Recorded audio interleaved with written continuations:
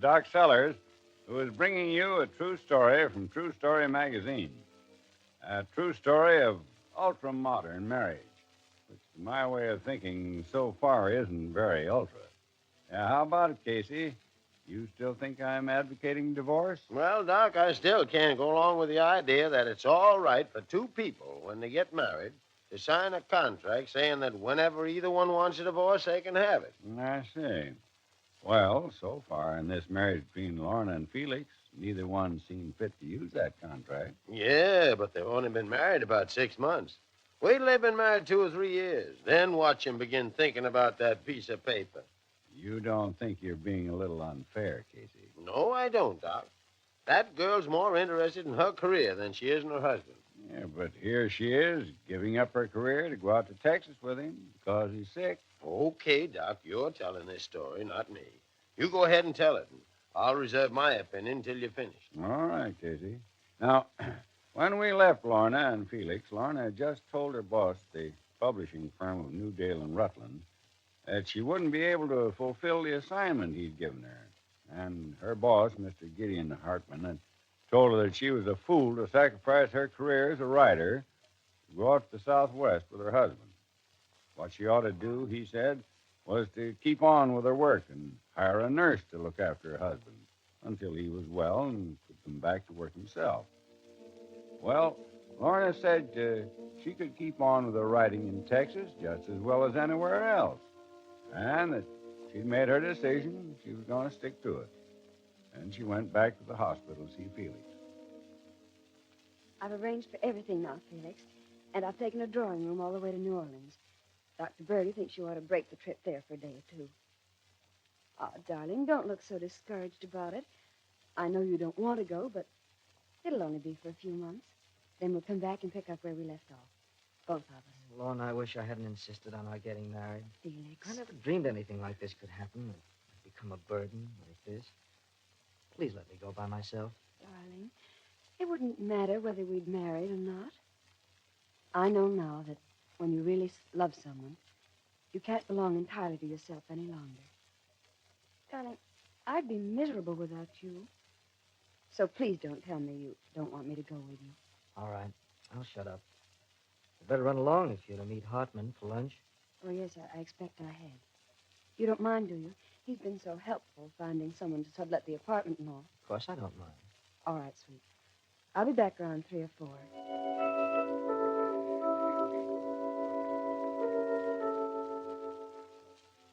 More coffee, Lorna? Thanks, yes. Your feet beginning to get cold now that breaking with all this is only a matter of 24 hours away? Scares me a little, yes. Why can't you be really sweet for once and give me a little help instead of trying to discourage me? I found someone to sublet your apartment, didn't I? I arranged about Felix's insurance. Yes, I know. You were kind to do that for a person you think is a fool. Well, Lorna, if you and Felix have been married for 10 years, say, that might alter conditions. But since it's been a matter of only 6 months, well, for two people who weren't going to impose any obligations on each other, it seems to me you're imposing them pretty fast. Certainly you're putting Felix under a terrific obligation to you by your sacrifice. Are you sure he wants you to? Are you sure he wants to be under an obligation like that to you? And as for you, you're resenting all that's happening. Be truthful, aren't you? Of course I resent it in a way. I wish it hadn't have had to happen. All right, kid, I wish, too, if it's any satisfaction to you, that I could be as hard and cold about things as I used to imagine myself. As hard and as cold as Felix and I planned to be, and thought we could be. I am frightened about going there. I do hate to give up my work here and my associations. If you want any more satisfaction, I'm not sure Felix wants me to go. He's begged me not to. Maybe he'd rather go alone. Maybe he'd rather I fell back on our argument and ended our marriage here and now. I don't know, kid, for sure. But all I know is that, well, if I said it was love, you'd laugh. No. No, I'd think just as I've always thought. That you're going with Felix because you'd rather have him under obligation to you than be obligated to him. All right. Whatever it is, I'm going. You take me out of here before I start bawling? All right, Lorna.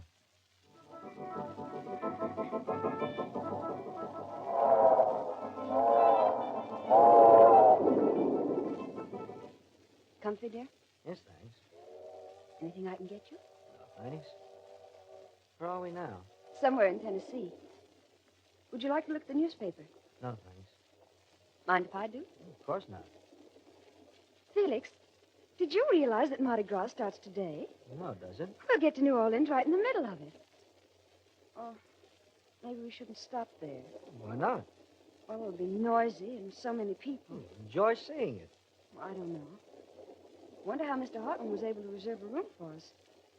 He usually knows how to get what he wants. Yes, perhaps. It's funny he didn't realize we arrived there during Mardi Gras. Well, maybe our room will be a quiet one.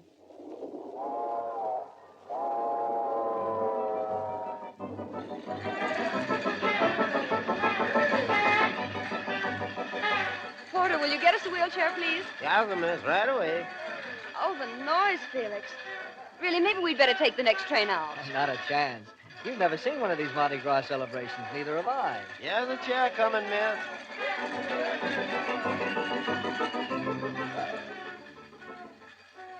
Come here, Lorna. Yes, Felix? You've been standing there at that window for 10 minutes. Well, it's amusing to watch them down there on the street. It'd be much more amusing if you were down there with them. Not necessarily, darling. Look, you go down to the manager of this place and ask him to dig you up a costume and a mask. I will not. You want to make me feel like a heel, keeping you shut up in this room? You aren't a heel. Now, listen, the doctor's told me not to talk any more than I have to. So will you stop arguing and do as I ask? Miss Cecilia is staying here with me. Now, go on out and have some fun. That was our agreement. Now, let's see you live up to it. Oh, but Well, Felix... you know you won't get a lot of local color out there. Get some ideas for a story. Oh, go on, have a good time. Meet some of those people. Nobody's a stranger here at Mardi Gras. If somebody comes up and kisses you, don't slap them. It's all part of the celebration. Now, do we prove our agreement, or are you going to sit here in the room and make me feel like a louse? Come on, scram and let me go to sleep. Oh, Felix. All right, darling. I'll get out of your way. Remember, don't slap them. I ought to slap you.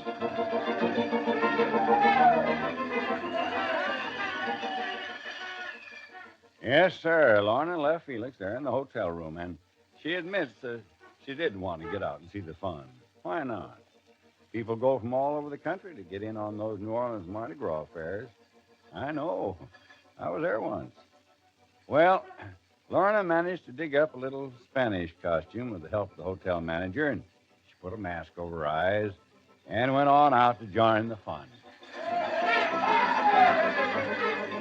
Where's your senor, senorita? Oh? Out with your senorita, senor.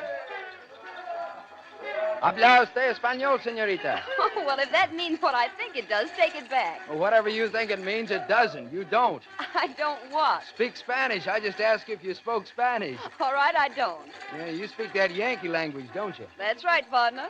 Where you all from? Not from down south, are you? Well, most people call Texas South. Say, where's your boyfriend? Did you lose him in the crowd, or did he stand you up, or what, huh? Not exactly. I just arrived from New York about 2 hours ago. And no boyfriend? No boyfriend. Oh, yes, yes. Now I'm it. You know, I've been looking over this crowd now for 3 hours, just waiting to find you. Come on, let's go on down the street, huh?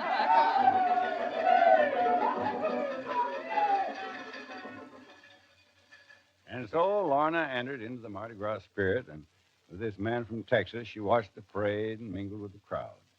And finally ended up sipping a cocktail with him in the lounge of one of the hotels. So you're not going to tell me your name, huh? I've told you my name, Lorna. And I think I'm being very liberal, permitting a complete stranger to call me by my first name. Hey, what do you mean, a complete stranger? I've known you for 4 hours.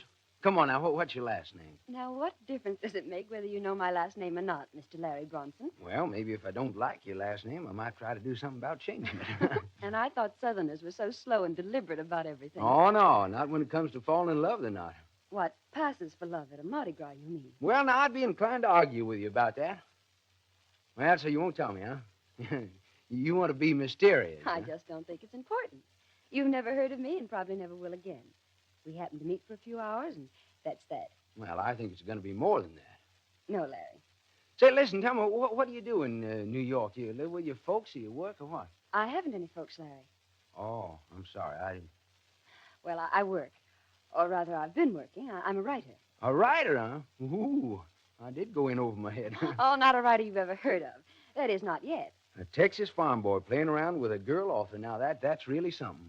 Well, I expect playtime's over now, Larry.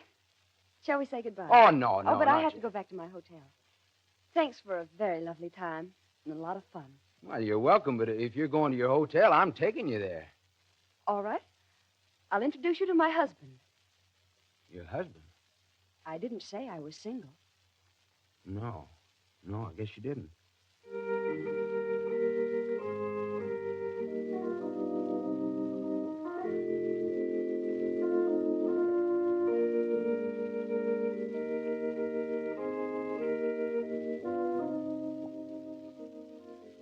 Well, Lorna tells in her story in True Story magazine that's part of what took place that day, that she and Felix arrived in New Orleans. Oh, yes, there was a lot more to it. Oh, my, yes. So you come on back to the store again. I'll tell you about it. Bye.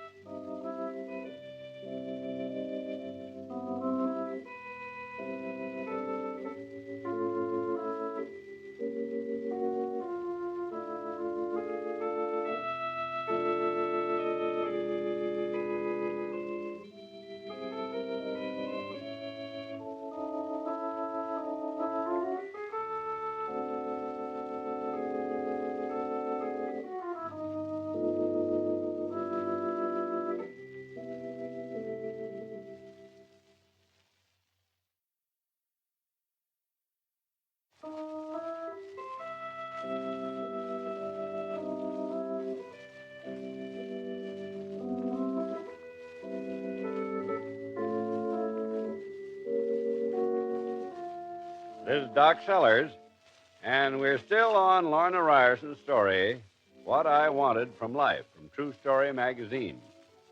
We left Lorna last time all involved in the celebration of the New Orleans Mardi Gras. And in a way, Mardi Gras represented pretty well what Lorna said in her story in True Story magazine, that she wanted from life. Freedom from conventions, freedom to have a career in her case as a writer. Well, I'd say she turned out to be a pretty good writer. The editors of True Story magazine certainly thought so. They gave her a $1,000 prize for the story of her life.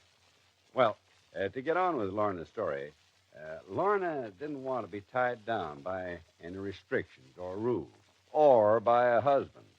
And that's why she and Felix Ryerson, when they decided to get married, made the agreement that either he or she could have a divorce anytime they wanted. Well, Lorna explained it all pretty well to Larry Bronson, the young man she met on Canal Street during the Mardi Gras festivities, and with whom she joined in the gaiety of the occasion, and later in the day with whom she had a cocktail in the lounge of one of the hotels. And then, when she realized what time it was, she told Larry she'd have to get on back to her hotel. And Larry said he'd take her there. Lorna said fine. She'd introduce him to her husband. Your husband? I didn't say I was single. No, I guess you didn't. It's still quite respectable for girls to have husbands, isn't it? Sure. Well, don't look as though I said I wanted to introduce you to a maniac or something. He's really very charming. I reckon I don't get it, Lorna. You mean you don't understand how a girl who's married can enjoy talking to a man who isn't her husband? Why isn't your husband out with you today? Is he out with somebody else? No. That isn't very much like a southern gentleman. No, you're right. I'm sorry. My husband's ill. Oh, forgive me. Certainly. I'd be very grateful to you for having been so kind to me, for having shown me such a delightful time. Well, I don't think I'd be particularly grateful to any man who picked up my wife and showed her around. Are you really that selfish, Larry? Have I done anything you disapprove of your wife doing? Well... What's she like, Larry? Your wife? Hey, wait a minute. I'm not married. Oh? I mean, if I had a wife. Oh, I see. Then, if you had a wife and you happened to be passing through New Orleans at Mardi Gras, and you couldn't go out and enter into the fun, Would you make your wife stay in the room with you? Because you'd be so afraid she'd go out in the street and meet a very nice person like yourself? Sort of putting me on the spot, aren't you? Well, would you? No, I guess not. You see, you just kind of knocked the pins out from under me when you told me you were married. You see, I looked at your hand, and I hadn't seen any wedding ring there. And... Well, that's because my husband and I don't believe in wedding rings. No, why not? Oh, we just didn't want anything about our marriage to suggest in any way any form of slavery or any obligations to one another. No obligation. No. We want each other to feel free to do whatever we want to do. You don't approve of that. I don't approve of anything I can't believe in. Oh? Everybody's got obligations, whether they like them or not. For instance? Well, I've got obligations to my parents and my 8 younger brothers and sisters. My father hasn't been well for several years, and I've had to run our little ranch. That is, I have to run it until some of the other kids get old enough to do their share. That's why I'm still single, I guess. I couldn't afford to get married.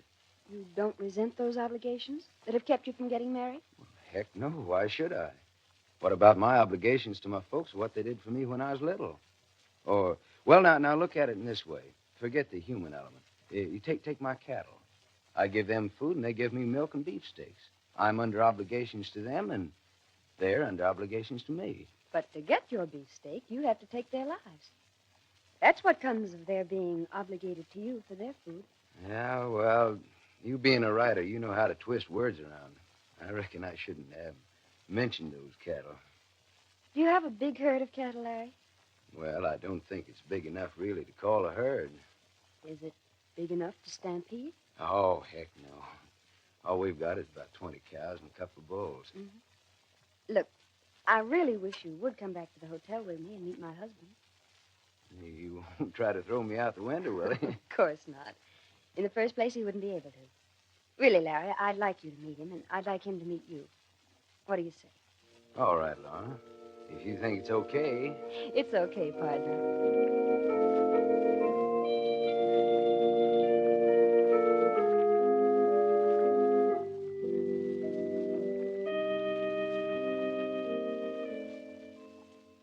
Won't you have a chair, Mr. Bronson? Well, thank you. Oh, really, Felix, you've never seen anything like this Mardi Gras celebration down here. It's like 5 New Year's Eves and 5 election nights in Times Square all rolled into one. And 10 times as much fun. Yes, I can believe it, all right. I went to the window for a few minutes. Well, next year we'll have to come back so we can both enjoy it. Yes, I'd like to. She didn't slap you when you picked her up, did she, Mr. Bronson? Well, no. I wanted not to. You warned me not to slap anybody if they tried to kiss me. And Mr. Bronson didn't try to do that. I don't know whether he hasn't the real Mardi Gras spirit, or maybe it's just his Texas shyness. Listen, no Texan I ever saw was what you'd exactly call shy, Miss Ryerson. So you're from Texas, are you, Mr. Bronson? From New Goddess, yes, sir. I suppose my wife told you that we're on our way to Texas? Well, no, she didn't. You talk so much yourself, Mr. Bronson, you didn't give me a chance. Oh, no, I didn't. But look here. Where in Texas you all going, and how long are you going to stay there? We're going to San Antonio. No kidding. Yes, your Texas climate has been recommended for my lungs. I've just been pretty hard hit by an attack of pneumonia. I expect we'll be out there from 3 to 6 months. Well, you won't find Texas so hard to take, I don't think. Is New Goddess anywhere near San Antonio? Anywhere near? Well, it's practically in its backyard, only about 40 miles away. Well, I guess in Texas that is pretty close. Sure, we don't get far away until you get about a couple of 100 miles or so. Well, listen, are you renting a house down there? You gonna live in a hotel or what? Well, we don't know just yet where we'll live. We're going to look around after we get there and try to find a little house or bungalow that isn't too expensive. You wouldn't consider coming out to New Goddess, would you? You'd find the same air out there, only it's better. I don't know. We might. Well, now, listen. If you really mean that, I mean, if you really want to find an inexpensive place to live, well, now don't think I'm trying to sell you something, but we've got a little house on our place, a nice, clean little house, and we used to have an overseer living in it, but since 1929, we've had to do our own overseeing, and we'd be glad to rent it to you, and pretty cheap, too.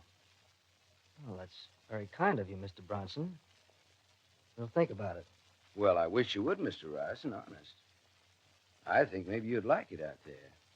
And I think you'd find we'd be pretty good neighbors, too. When are you going back to Texas, Mr. Brunson? Well, I'd planned to go back about day after tomorrow. You see, this is the first trip like this I've ever had. I've been saving up for this one for a long time. I tell you what, I could look you up when I come through San Antone, and if you like, well, I could have one of my kid brothers drive you out to New Goddess in the flivver, and you could look it over. Well, that's fine. Maybe we will go out and look at it.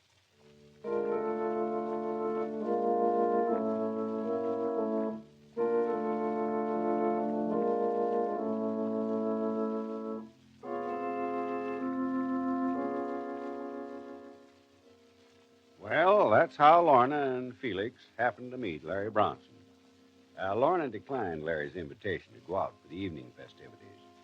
And that night, Felix brought the matter of Nagardis up again.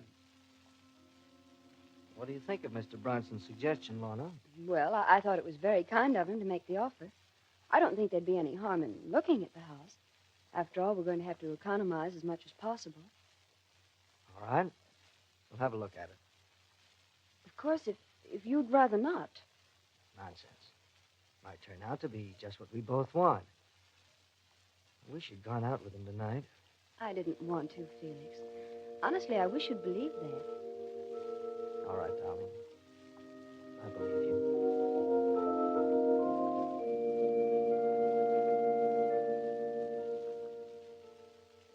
Well, a few days later, Larry was showing Lorna and Felix the house. Of course, there ain't anything fancy about it, no modern conveniences to speak of, but, well, you can have it for $10 a month if you want it. Well, we'll let you know in a day or so, Mr. Bronson. Well, any time will do. We won't feel bad if you decide not to take it.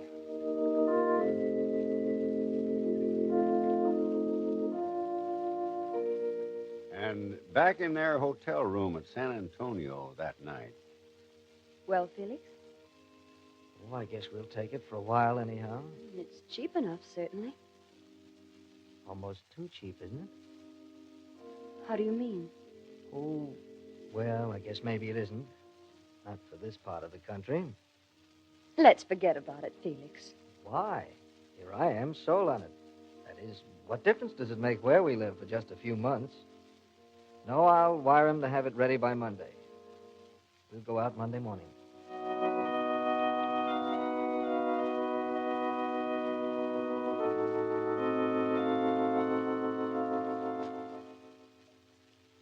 And while the house is being got ready for them, I guess we'll have to leave you.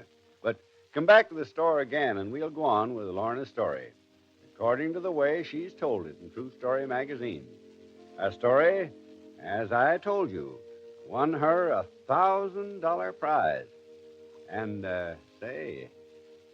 you may be interested to know that all told, True Story magazine has given away $750,000 in prizes. And most of it went to people who'd never written a story until they sat down and wrote their own. Quite a few important events occurred in the lives of Nora and Felix while they were living out at Nagardis. So, come on back. I'll tell you about them. Bye.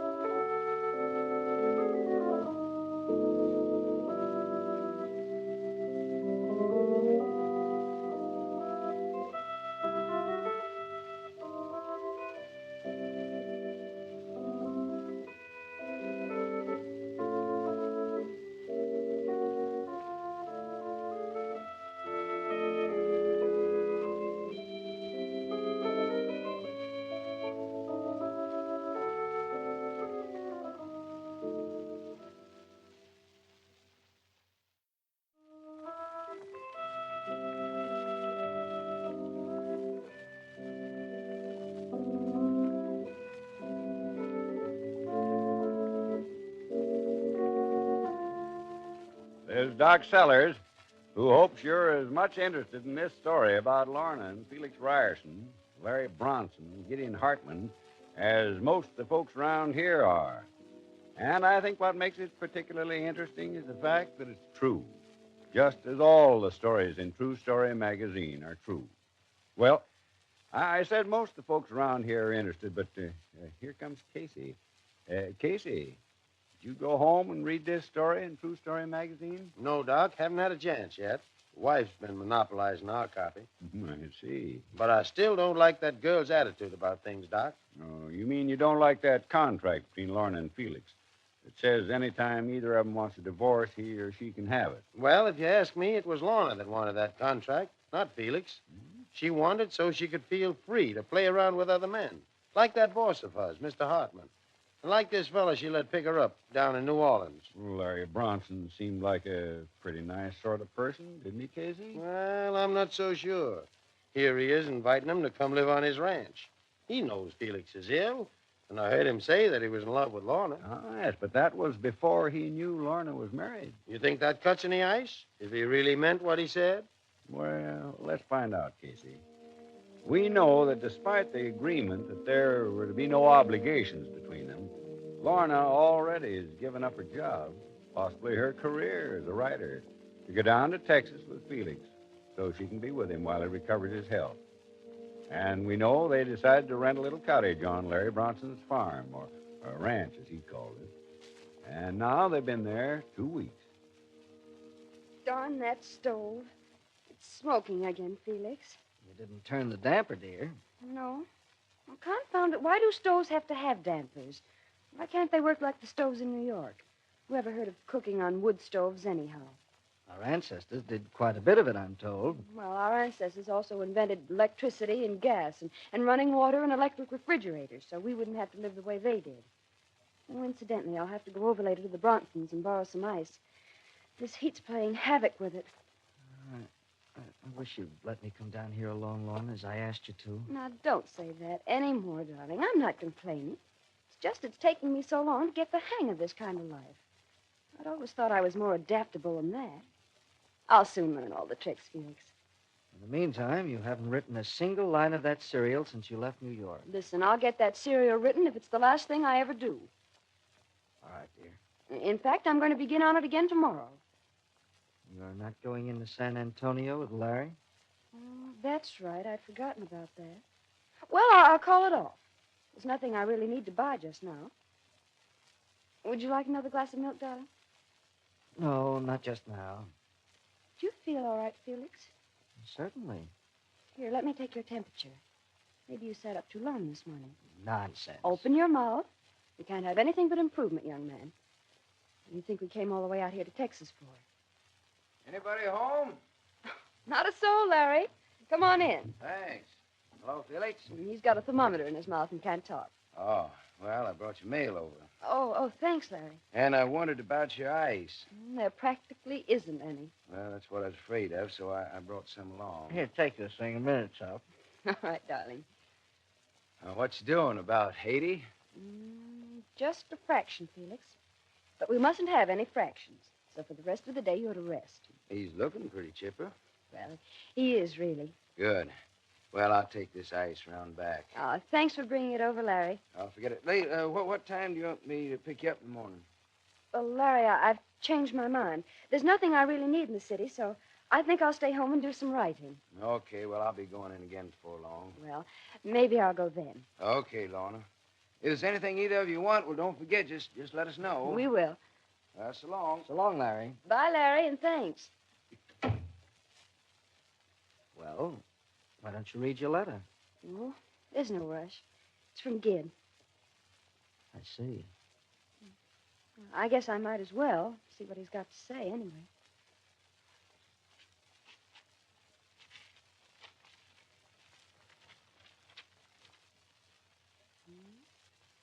Wants to know how you are. He leaves Newdale and Rutland next week to go with Erskine. Well, that's about all. Oh, darn it, Felix. What's happened to us? Here I am feeling guilty for no reason at all, and you're lying there knowing there's more in that letter than I told you. All right, there is. He wants me to come back, and he's offered me a job at Erskine's at twice the salary I was getting. But I don't want the job, and I don't want to go back, and I'll write tonight and tell him so. If you want to read the letter, here it is. I don't want to read it, Lorna. Well, I wish he hadn't written it. I think you ought to take the job, Lorna. I think you ought to go back. No, Felix, no.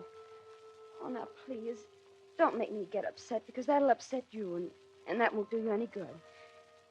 And all that matters is that I love you and want you to get well. And then we'll both of us go back. Oh, darn that stove. There it goes smoking again.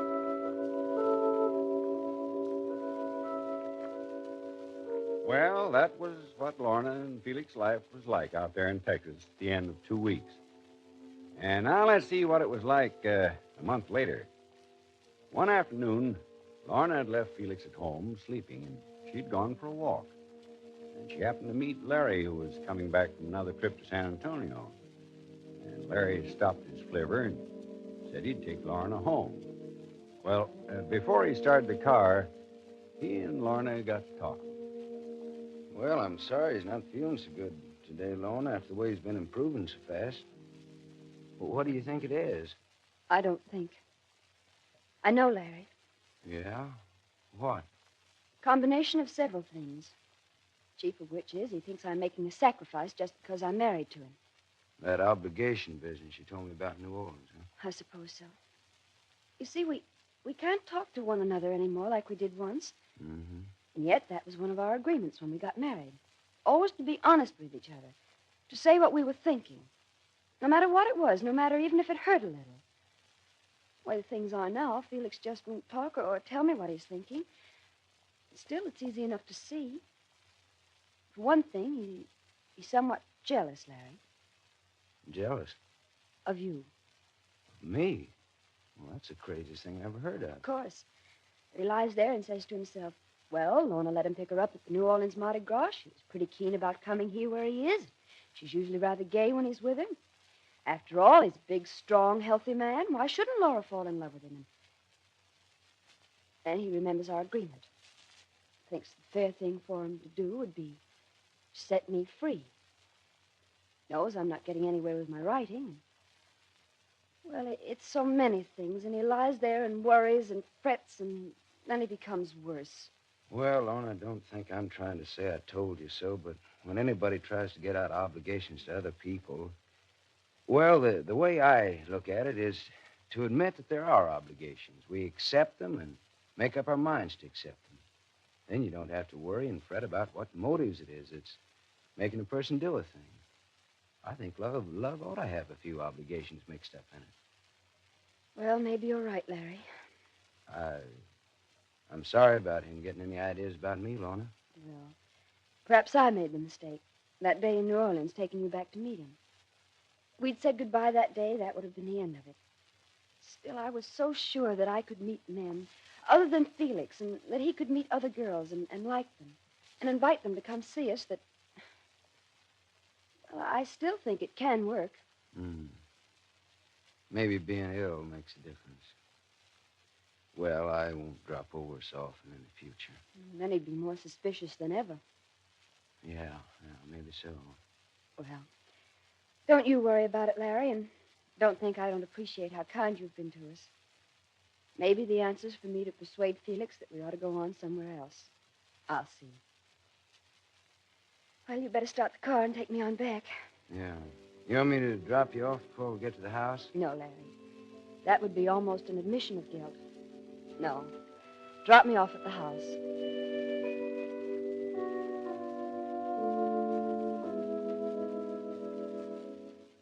And that's the way things stood 2 days later. Felix still suffering a minor relapse after having been recovering so nicely. Well, it was an awful hot afternoon. Felix was asleep. Lorna had taken her portable typewriter and gone out under a tree in front of the house. Set the typewriter on a table and started writing. Lorna heard a car coming down the road, but she didn't pay any attention to it until it stopped in front of her house.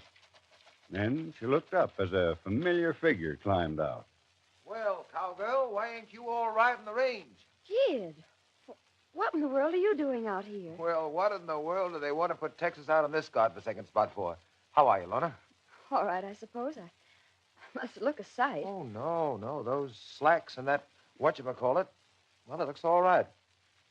Lost a little weight, haven't you? A little. And how's Felix? In general, he's better. The last 2 days he hasn't been quite so well. Oh, I'm sorry to hear that. Why, it's nothing serious. Another couple of months and the doctor thinks he can leave if he wants to. But, Kid, really, what are you doing here? Lorna, Yes, dear? is that Larry out there? No, darling. Believe it or not, it's Gid Hartman.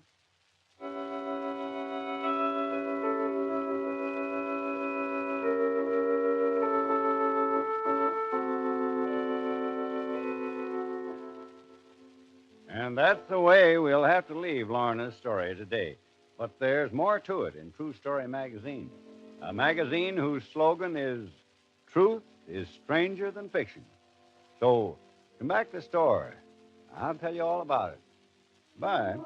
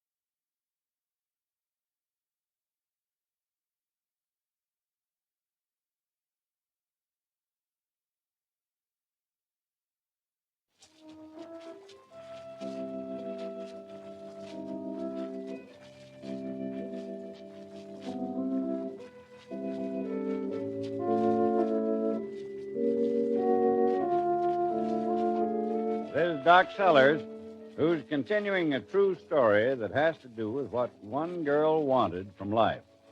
I say it's true, and I know it's true because it's published in True Story magazine.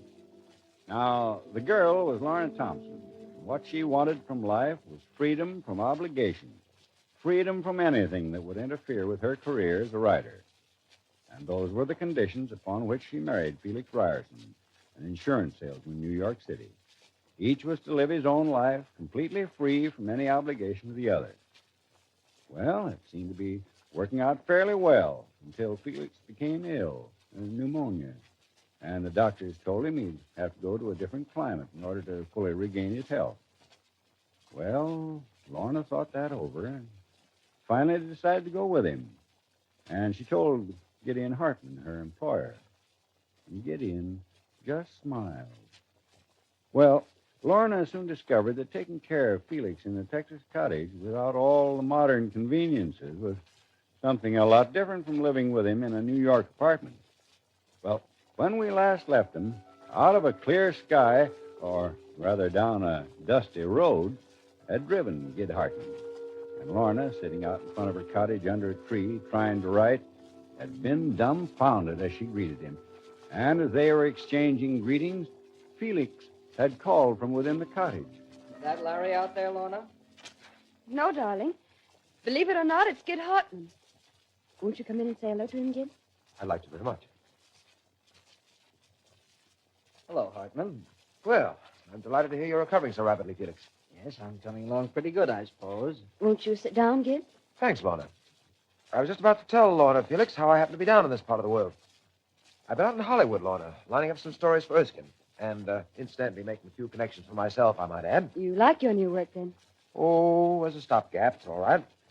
I'm using it merely as a stepping stone to something better. Are you lining up some stories in Texas, too? Well, no, Felix. Unless Lorna here's got one ready for me. No, I just decided to take the southern route back, and when I realized I'd be coming through San Antonio, I decided to stop off and say hello and check up on that serial Lorna was doing. You could have saved yourself the trouble, Gid. Still just about as you last saw it. Well, there's no rush. I know you've been kept pretty busy out here. And enjoyed being busy, Gid. Yes, I've always heard that once you've gotten used to this climate, this country, you'll never want to leave it. Well, it certainly has been much pleasanter than I expected it to be. Oh, I don't think I'd ever fall in love with it to the extent that I'd want to stay here permanently. We hope now it'll be back in New York in another month. Well, that's fine. Oh, excuse me a minute. I see it's time for Felix' cocktail. Would you like one, Gid? Milk and egg. No, thanks, Lorna. That's too powerful a mixture for me. All right.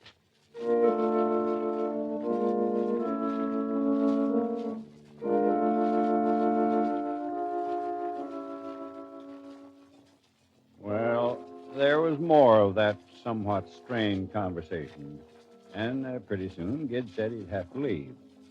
Lorna went out to the car with him. It's been awfully nice seeing you, Gid. Seeing me or seeing just anybody who isn't a part of this godforsaken country. You're pretty miserable, aren't you, Lorna? No. So you see, you can't even say that halfway convincingly. Now, wasn't it a crazy thing you'd have done, coming down here with him, throwing yourself away? For what? Because you thought it would make him happy. And you see, you couldn't do that. He needed me, Gid. For what did he need you? To mix his milk and eggs for him? Anybody could have done that. If I'd found him beaming, smiling, I wouldn't have said a word, Lorna. I'd have said, how do you do, and gone on back to New York. But all I saw was a man whose eyes told me all it was necessary to know. Eyes such as you see sometimes on a whipped puppy. Sad, pleading eyes. Eyes that say unmistakably that he knows he's done something he shouldn't have done. But like a puppy, Felix can't speak, or doesn't speak. No, you didn't make him happy. Please stop talking about it, Gid. You aren't making yourself happy either. You're not even making a successful martyr of yourself. Joan of Arc never displayed any doubts or any fears. Oh, Lorna, why don't you admit your mistake before it gradually drags both you and Felix to the inevitable end of all mistakes that are carried too far? Despair and resignation. Come back to me, Lorna. Come back with me. Do you know what you're saying, Gid? Only too well. My wife's divorce was granted 2 weeks ago. I'm a free man now. You've known surely that it hasn't been just a matter of being interested in your career. I've wanted to help you with that career, yes, because I've wanted you, Lorna. Please, Gid, don't. Why shouldn't I tell you the truth? And why shouldn't you listen to it? I've certainly been what the world calls honorable in all my relations with you. I need you, Lorna. And I think you need me. We could help each other to places that... Gid, please. You'd be doing him a favor, Lorna. He's eating his heart out in there, knowing he's keeping you from all you've wanted from life. No, you can't deny it, can you? No obligations, you both said, and rightly said. But, well, granted that you consider this an obligation to have come here with him. Haven't you fulfilled that obligation? I can't leave him, Gid. Instead, you want to place him deeper and deeper under obligations to you. All right, Lorna. I'm disappointed, of course. I'd hoped by now you'd have realized. It was why I came here. Goodbye, Lorna. Goodbye, Gid.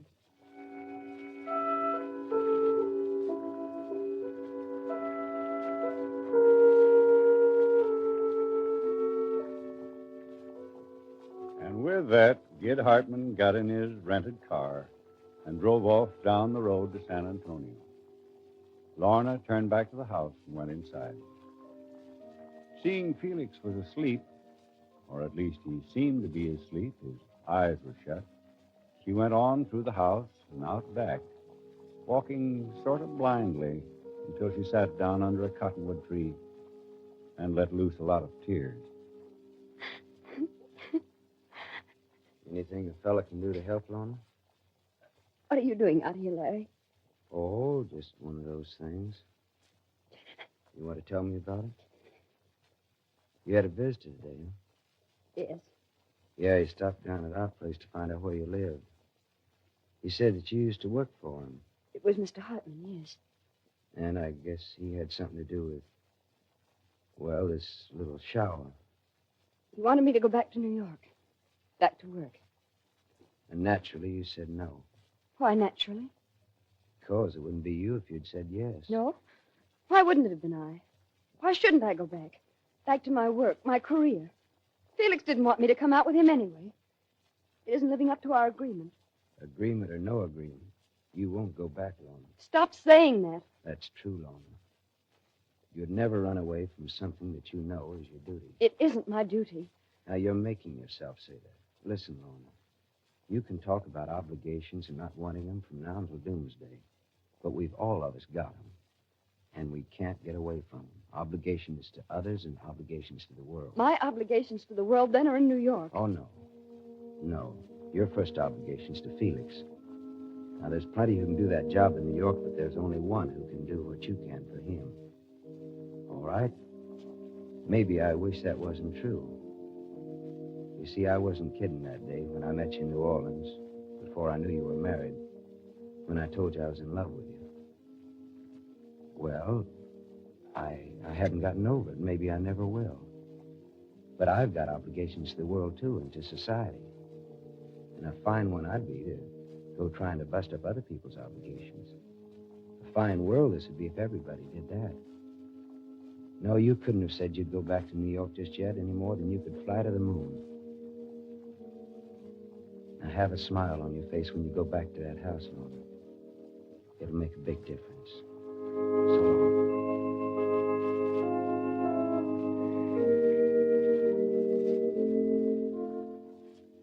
Hello, Felix. Did you have a nice nap? I didn't sleep, Lorna. But when I came in, you were sleepy. Just pretending. No, I was thinking, Lorna. Nice thoughts, darling. Well, thoughts. Such as? You know, what Hartman said sort of woke me up. What he said about what? About how this country out here gets hold of you and you never want to leave it. You know, all of a sudden it came to me that instead of wanting to go back to New York, I want to stay here. Felix. Honest, Lorna. Build me a little place out here somewhere and park for the rest of my life. New York, now that I'm away from it, seems like a madhouse. Maybe it is. You aren't serious about this, Felix. Dead serious, Lorna. And there's one other thing. I got our contract out of my wallet. I'd like to put it into effect, Lorna. I'd like a divorce, please.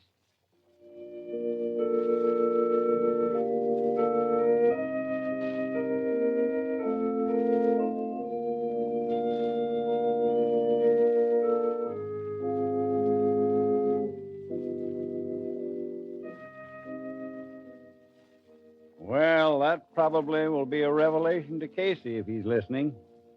Casey was so sure that Lorna was going to use that contract and ask for the divorce herself. Well, that's the way it is with life. You never can tell. People are always surprising you. And that's why I find stories like this from True Story magazine so fascinating. I can nearly always guess how these fiction writers are going to end their stories. They all sort of follow a fixed pattern. But the stories in True Story magazine are life.